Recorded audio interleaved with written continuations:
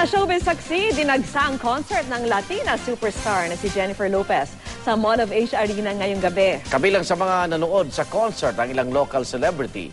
Live mula sa Pasay City, saksi si Kata Tibayan. Kata! Igan, Vicky, jam-pack ang Manila leg ng Dance Again World Tour ni Jennifer Lopez o J-Lo. Ito rin ang kauna-unahang concert ni Jennifer Lopez dito sa bansa. Opening number pa lang, bigay todo na ang Latina superstar na si Jennifer Lopez. Talaga namang glamorosa ang white gown ni J-Lo paglabas niya sa stage. Pero lalo nag-init ang concert scene nang tanggalin niya ito sa gitna ng production number para i-reveal ang see-through skin-tight suit na tad-tad ng Swarovski crystals.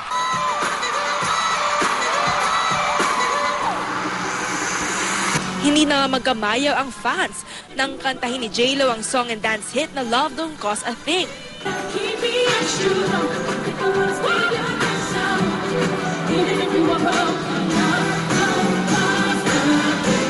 Dito sumabay sa paghataw ng idolo ang J-Lo fans. Once in a lifetime lang na yung makita yung international, alam mo yung singer, dancer, nandyan sa harap mo. Gusto ko yung mga songs niya.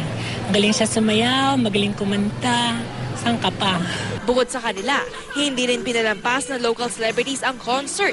In style na dumating ang magbabarkadang sina Isabel Daza, Ann Curtis, Georgina Wilson at boyfriend na si Borgie Manotok. Agaw atensyon as usual, si Tessa Prieto Valdez.